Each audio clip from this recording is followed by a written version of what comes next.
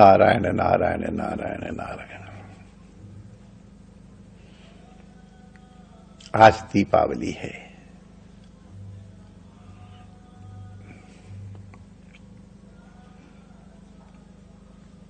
अज्ञान अंधकार को ज्ञान रूपी दीपक के द्वारा निवारित करने का पर्व है।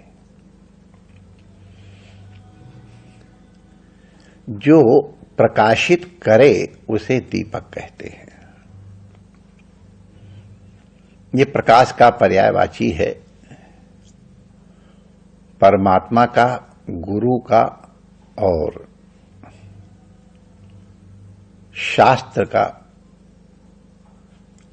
श्री कृष्ण का भी पर्यायवाची है।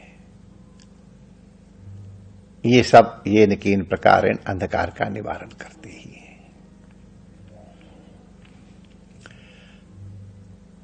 दीपक हमारे यहां बहुत महत्वपूर्ण रहा है। जन्म से लेके मृत्यु पर्यंत और मृत्यु के अनंतर भी दीपक का प्रयोग होता है।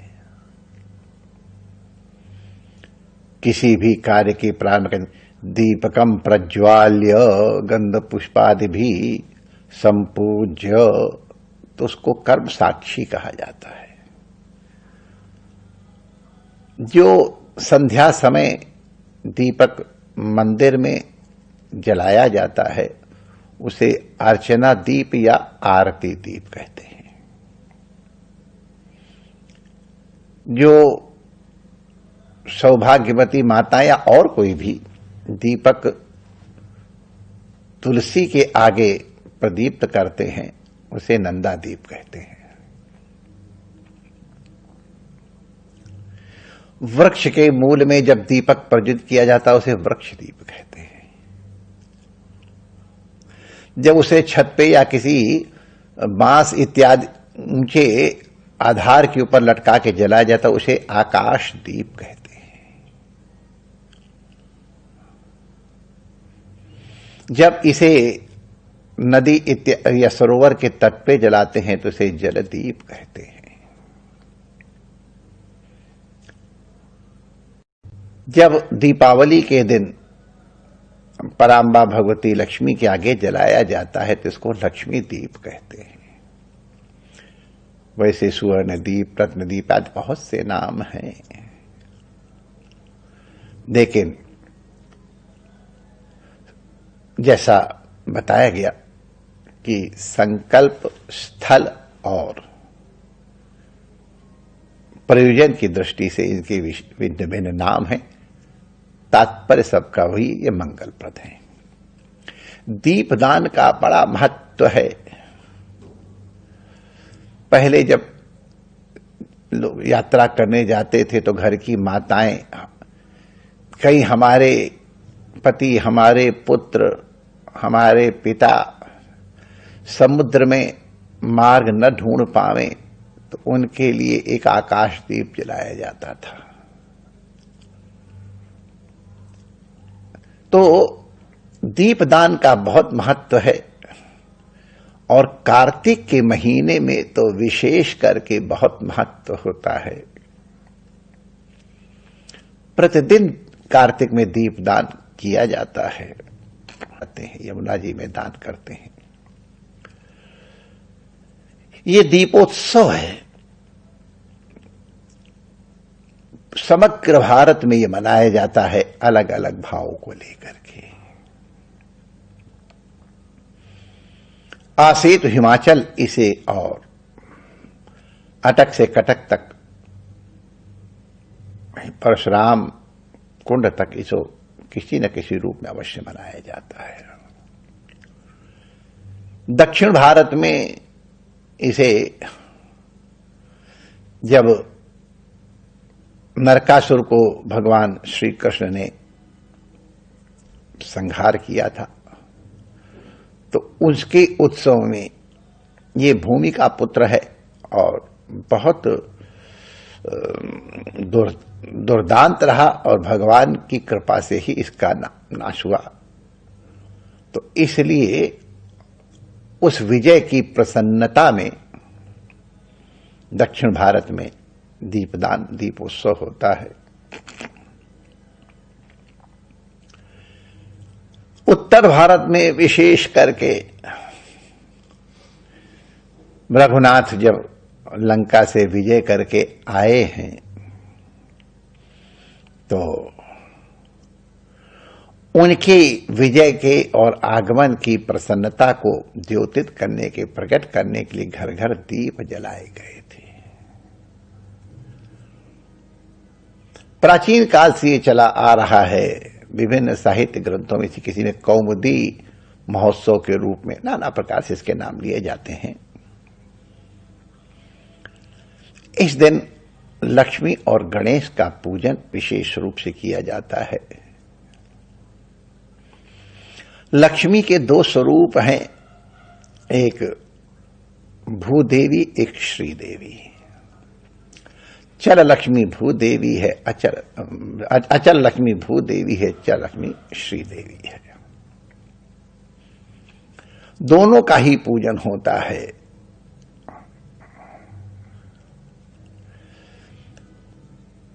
लक्ष्मी का अर्जन बहुत सहज नहीं है, लेकिन अर्जिता लक्ष्मी का सदुपयोग ये उससे अधिक कठिन है। धन तो हिरण्यकशिपु के पास बहुत था, रावण की तो लंका ही सोने की थी। अन्य बहुत से धनपतियों के नाम प्रसिद्ध है जिन्हें हम आप जानते हैं, लेकिन चूंकि उनके पास अविवेक था, विवेक नहीं था, इसलिए उसका उपयोग नहीं कर पाए। कई लोग उसे अलक्ष्मी कहते हैं। अलक्ष्मी में नश्यता भगवान से प्रार्थना की जाती है। लक्ष्मी का प्रयोग विवेक से किया जाए, सदुपयोग किया जाए। इसके लिए विवेक के देवता गणपति का पूजन किया जाता है। हे प्रभु, आप हमको बुद्धि प्रदान करो कि मैं लक्ष्मी का अर्जन करूं तो पवित्रता पूर्वक करूं। अपवित्र कमाई केवल अपना ही नहीं, समग्र परिवार का अकल्याण कर देती है। मनुष्य की बुद्धि को भी भ्रष्ट कर देती है, राक्षसी बना देती है।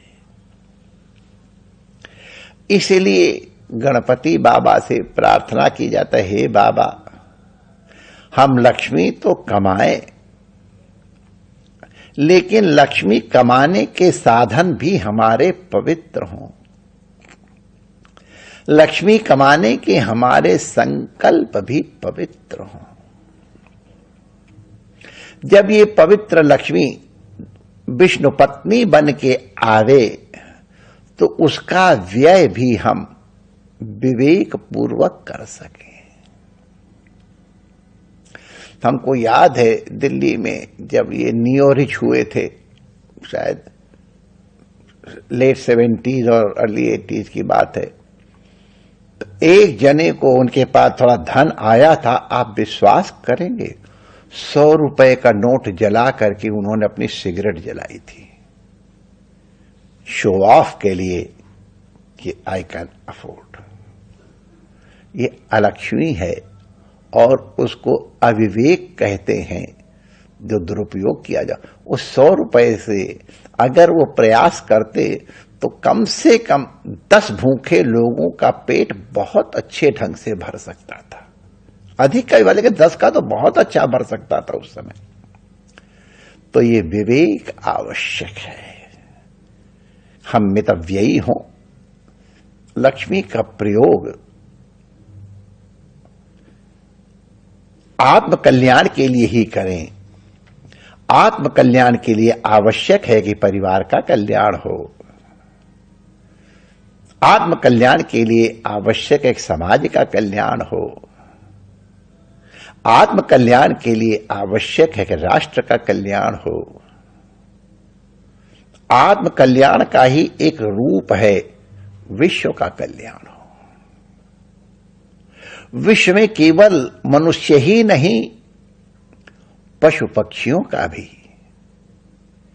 केवल पशु पक्षी जीव जंतु का नहीं, समग्र प्रकृति का कल्याण हो। क्योंकि जो मेरा स्वरूप वही प्रकृति है। 5 तत्व से प्रकृति है और 5 तत्व से हमारा शरीर बना है। हम इस 5 तत्व के शरीर से कमाई हुई लक्ष्मी का प्रयोग जो विराट में जो पंच तत्व हैं परमात्मा के रूप में, उनकी उपासना और सेवा में लगाएं तो ये सद लक्ष्मी हुई, ये विवेक के द्वारा उपार्जन हुआ। हमारे घरों में तो सफाई होनी ही चाहिए। जिस घर में सफाई नहीं होती है, जिस घर में गंदगी होती है, जिसके गंदे नाखून होते हैं, गंदे दांत होते हैं, गंदे वस्त्र होते हैं, लक्ष्मी उसको छोड़ के चली जाती है। इसलिए दीपावली में घर की सफाई होती है, बर्तनों की सफाई होती है, वस्त्रों की सफाई होती है। लेकिन जितना हम बाहर के घर की, बाहर की सफाई पे ध्यान देते हैं, उतना ही अंदर के घर की भी सफाई का ध्यान रखें। व्रत का तात्पर्य यही है कि हम कुदृष्टि से अपने घर को, अंतःकरण को मलिन नहीं करेंगे। हम अपशब्द श्रवण करके अंतःकरण को मलिन नहीं करेंगे। अपवित्र वाणी और असत्य वादन के द्वारा हम इसको मलिन नहीं करेंगे।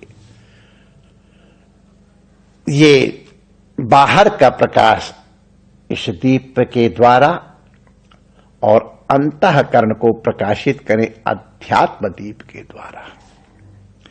जैसे लक्ष्मी जी महारानी के आगे एक दीपक जलाया जाता है पूजन के लिए, उसी तरह हमारे अंतःकरण में अध्यात्म दीप जले अपने इष्ट देव, अपने गुरुदेव के रूप में। लक्ष्मी के दीपक से ही अन्य हजारों हजारों दीपक लगाए जाते हैं, जलाए जाते हैं, जिसकी माला को दीप माला कहते हैं। दीपमाला, ये दीपावली का तात्पर्य है दीपकों की एक माला, एक लड़ी, एक जरी।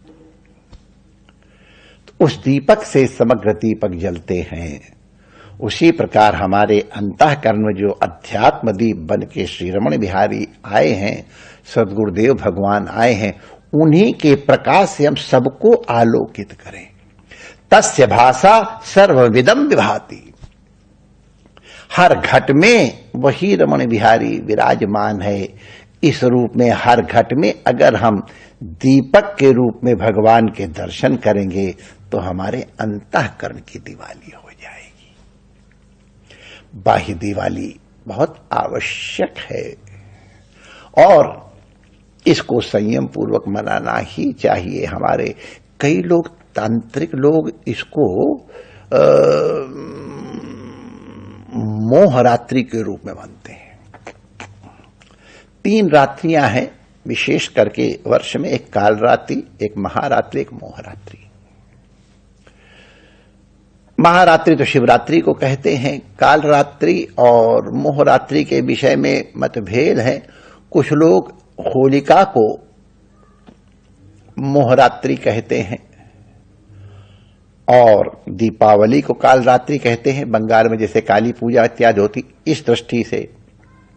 लेकिन विशेष संप्रदायों में तो कालरात्रि, हुताशिनी जो कहते हैं, वो होली को मानते हैं और मोहरात्रि इस दीपावली को मानते हैं। और इसीलिए इस दिन काम बीज इत्यादि का पाठ या गोपाल सहस्र नाम का पाठ या और जप इत्यादि बड़े महत्वपूर्ण होते हैं। अष्टोत्तर शत अगर कोई पाठ कर ले गोपाल सहस्र नाम का, रात्रि में दीपक जला करके तो बहुत महत्वपूर्ण होता है।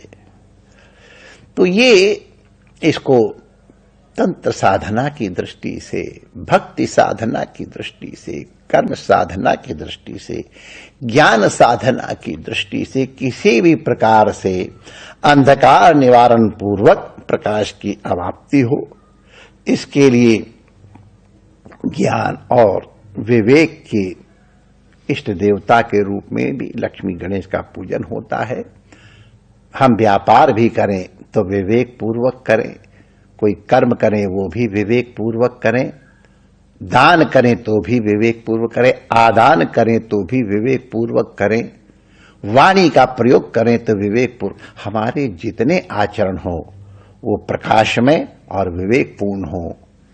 ये हमको एक दृष्टि दीपावली के महोत्सव में प्राप्त हो सकती है अगर हम इस तरह ध्यान दें।